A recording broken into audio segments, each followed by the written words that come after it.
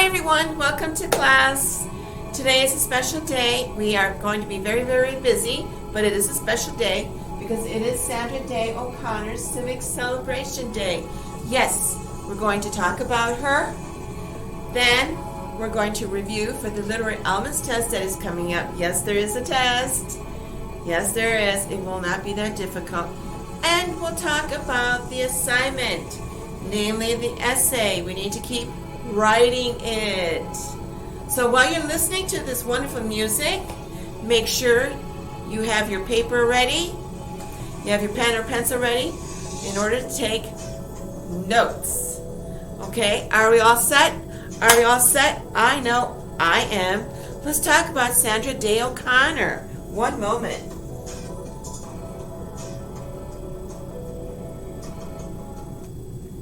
Woo! I can hear myself think, speak. Isn't this great? Good, good, good. Okay, let's come on over here. We'll start with her day, which it is today. Okay? All right, so Sandra Day O'Connor, she was one of our Supreme Court justices. Okay? Now, you might say, oh, so what? Well, it's not so what. It was really special because she was the first woman appointed to the court. Okay, she had a vast knowledge of the law, many jobs as an attorney, and in any field that had to do with the law. So again, first woman. So that's something very special. Not just any attorney can become a justice. Okay. She served for 24 years. Okay. And President Reagan was the president who appointed her back in 1981. Everyone got that? Yes. And then in 2006, after serving for so many years, okay, she decided to retire. Now, she was considered to be a very fair justice. Quite often, she would vote with the majority. She was a Republican, okay, but she always felt that politics was not a part in her making her decisions. It is the law, okay? The Constitution is what counts, and she would go by the Constitution. Okay, so she retired in 2006. Now you gotta understand, this is a woman who was born back in 1930. And by the way, she's still alive today. So now she's 90 years old. But back in 2006, she was in her 70s. And then she decided, after retiring, because of her background as the justice, first woman justice and the like, and setting an example for young women that yes, they can do what they feel interests them, okay? And with her law background and her belief in children learning about their government, and that's where we get our civics from. So she decided to devote her time to advocate for civics education in school. In other words, K through 12. Okay, so at every grade level, you will get something that has to do with civics, with the government, whether it's learning about the two political parties, or you may just learn about the U.S. Constitution, or you might learn about the Declaration of Independence. Okay, you might learn about the right to vote and what voting is all about, how special it is to be able to go out there and vote. Okay, so she put all her efforts and her work into that. She was a part of American political and judicial circles for many, many years. People would consult with her because of her vast knowledge. Okay. Of late, last few years, she has withdrawn from public view and the like because of illness. Okay.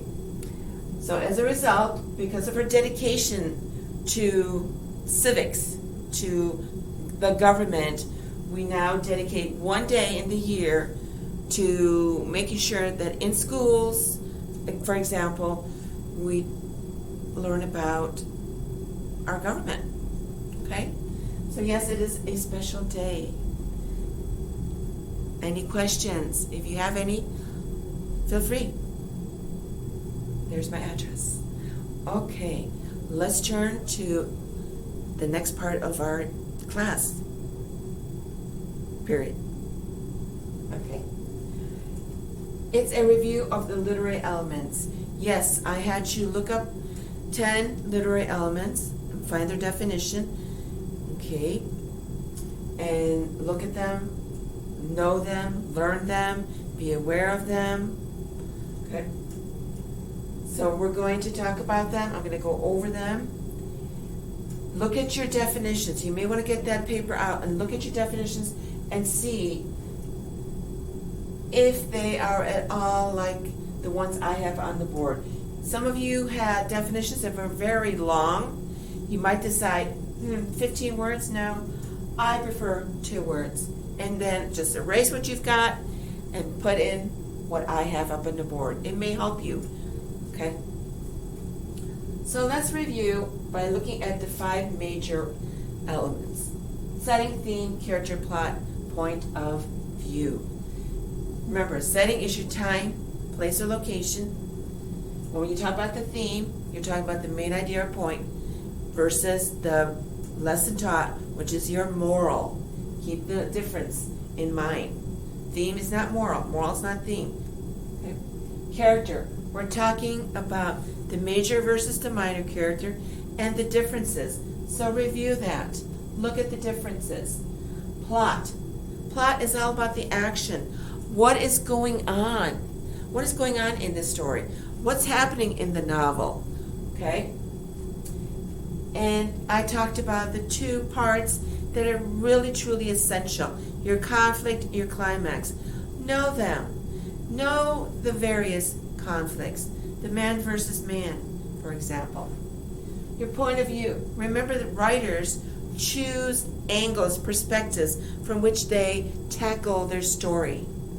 They may go first person, they may go second, or they may go third, which is the one that's often used, isn't it? Exactly. And what is your third person point of view? Anybody? Yes.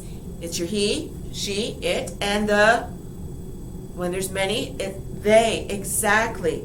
So yes, writers tend to like third person point of view. Again, the writer's on the outside looking in on the situation. Questions? No? Let's go through these. Your tone is the writer's attitude. Not that he has an attitude, where we say, well, he's got an attitude. No, not like that at all. How does he express how he feels about what he's writing? And it's through the words. It's the words that will tell you. If the words are so angry, you might say, whoa, something happened to him. He's having a really bad day. Okay? If they're really happy, bouncy, and you're like, ooh, I love this story. You're going, this writer is in a happy mood. Just remember, your words convey your attitude.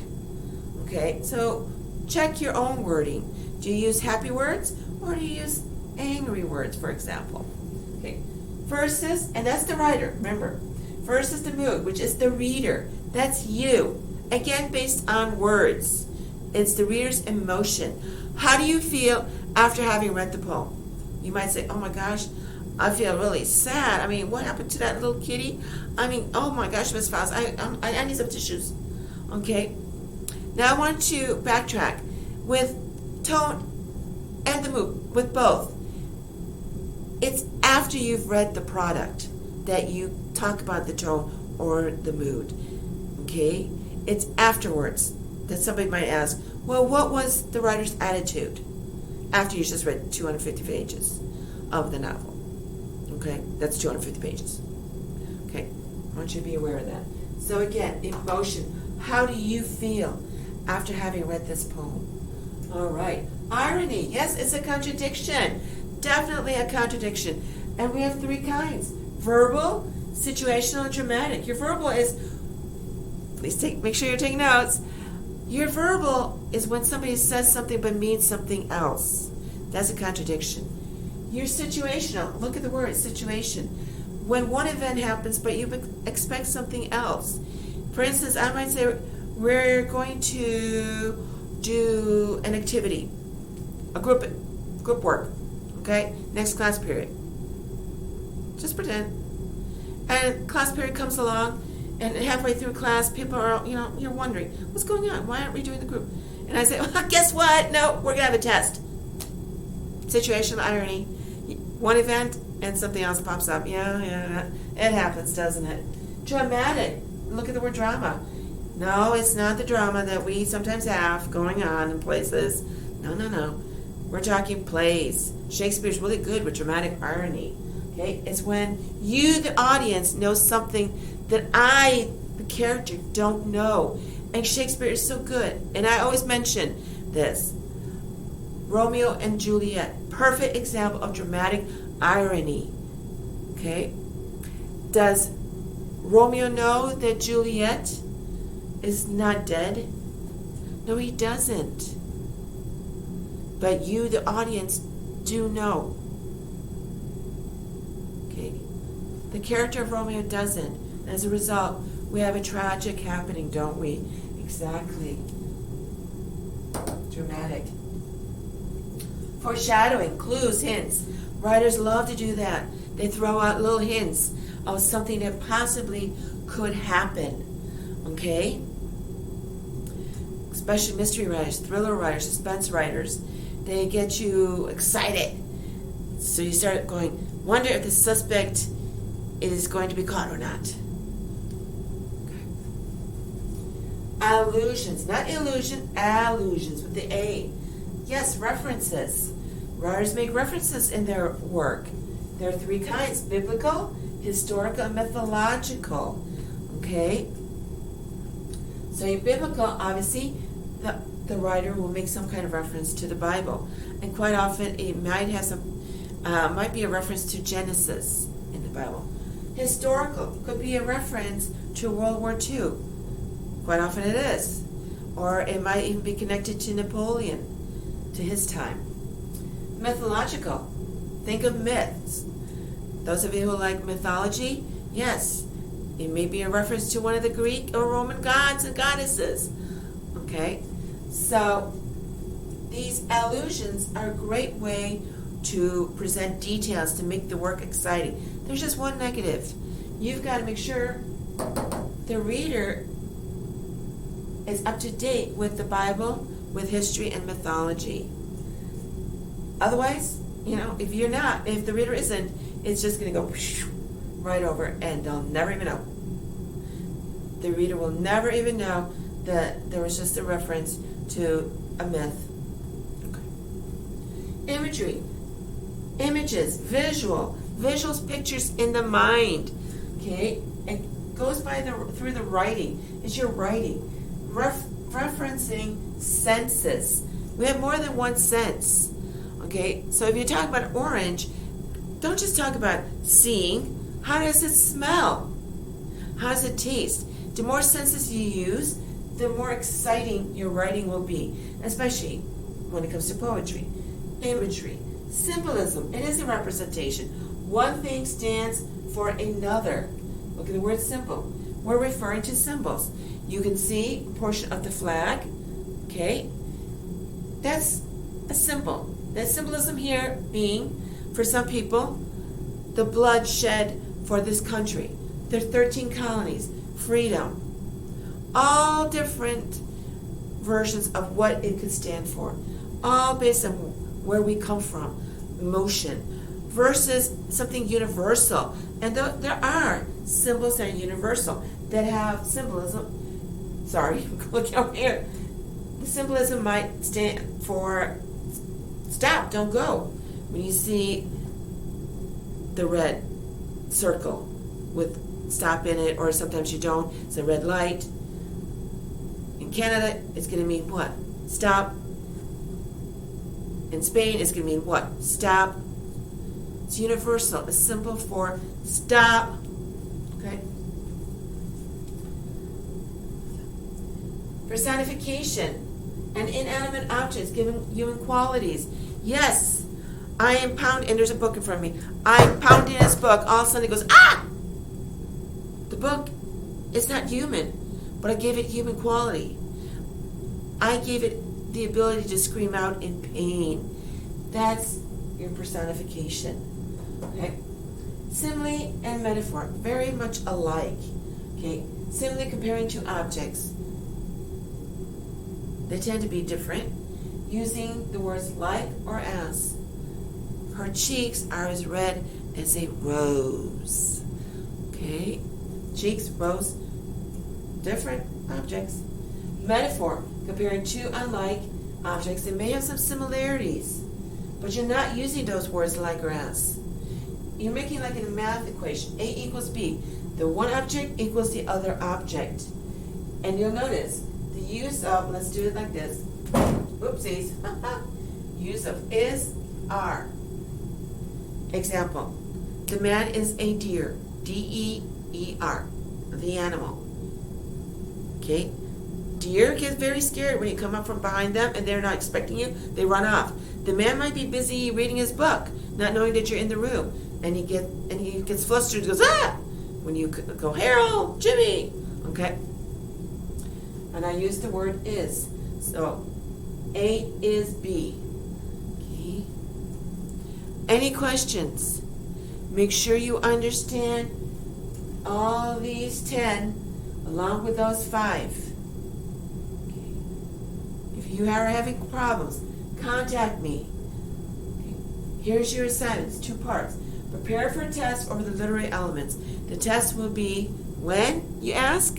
Next class period. Okay. Next class period. For today.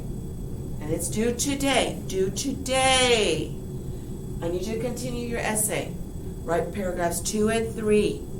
When you're done with them, send them immediately to my email address. As I said, keep writing your essay. Don't go ahead. Don't give me paragraph 1. I only want to see paragraphs 2 and 3 today. Okay. Now, somebody might say to you, you're not following the PA writing formula. Precision Academy, PA, has its own writing formula, which you are aware of. For example, 3 questions in paragraph 1. Make sure you've got this in your notes. You need to remember 5 paragraphs. 3 questions, paragraph 1. 2 complete pages, top to bottom, top to bottom. Not half a page or 1 3/4 page 2. 8 words per line. Some of you need to remember that. Not 6, 8, please. Don't forget in conclusion, quote, and I agree. 3 sentences. Watch your handwriting. It's got to be neat. I don't want to have to struggle through it. And check your spelling and punctuation. I circled that because some of us are not using our dictionary. Check the spelling. And if you're not good with the punctuation, contact me. I'll help you with that. That's part of editing and revising. You do have to edit. Don't just send it off and go, oh, I'm done with the paragraph. And you got like 12 spelling mistakes. And there are 10 commas. Oh my gosh, where are all the commas coming from? Okay, you got to check your work. And revising has to do with, are you answering the topic prompt?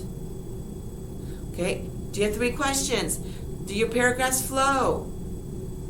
For example, sometimes we may even have to go and rewrite. That does happen.